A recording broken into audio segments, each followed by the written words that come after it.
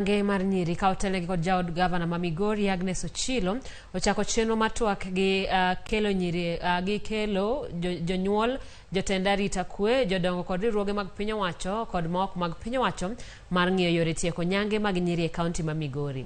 Twak mar ndalo 4 dhi nyime skunde sekondar mar Nyiri ma Moi Nyabohanse e sub county ma Mabera. Kaunti ma Migori achiel kuom kauntis 22 ma pod itimo e nyange mag nyiri e pacho kae. Higa ma okalo, kwan nyithindo go ma nyiri malo 40 ne otimnegi nyango, kama lom yauche bene oresi e dho pala mar nyange. Nyange ni mar nyiri osebiro kadhi nyime kata bed ni piny owacho korwegego mok mago mag piny owacho osebedo katiyo kod okenge mopogore ma oting'o chiwo puonj ne oganda e ng'wech mar tieko midhiero ni. Kumbuke hii ni mila imekuweko kwa siku nyingi sana, lakini mahali tumefikia ni kama sasa imepunguza sana. This message or information does not impact that behavior change which we want. The program of mentorship training is to impart knowledge to these girls. E higa ni piny owacho, korwego mok mago mag piny owacho obiro kod yore mamoko mar kedo kod nyange.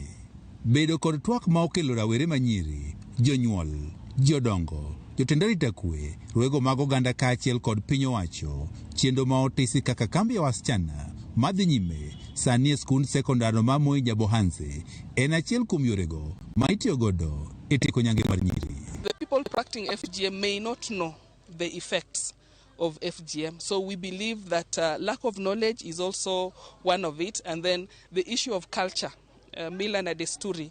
You know, when you talk about culture, it is something that is inbuilt, and changing culture is very difficult. So we believe that if we bring people of similar backgrounds, they'll be able to discuss and find out that if other cultures have been left, have been stopped, what about FGM? Chiendo ni ochaki ko jaod gavana ma Migori Agnes Ochilo ka otenore korwego mok mago mag piny owacho kaachiel kod piny owacho. And we look at culture in a way that is beneficial to us, not in ways that bring us harm or affect us negatively in our life. And also, we are also not talking about FGM only.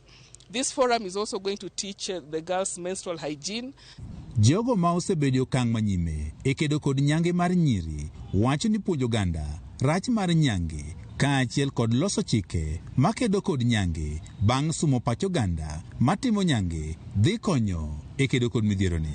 Gaps that exist is the de-link between the culture and the implementers of the policy trying to eradicate the FGM in our community.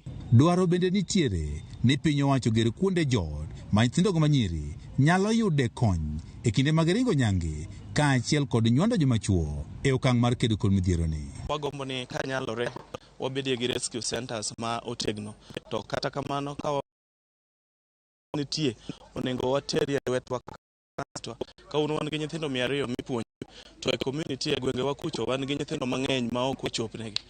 Ade tim ang'o mondo partners kod county odonje e gwenge duto. Jokedo kod nyange mag nyiri pod oketo sinani mar neno ne gitieko nyange mag nyithindo go manyiri e kaunti ma Migori. Juma, Ramogi TV.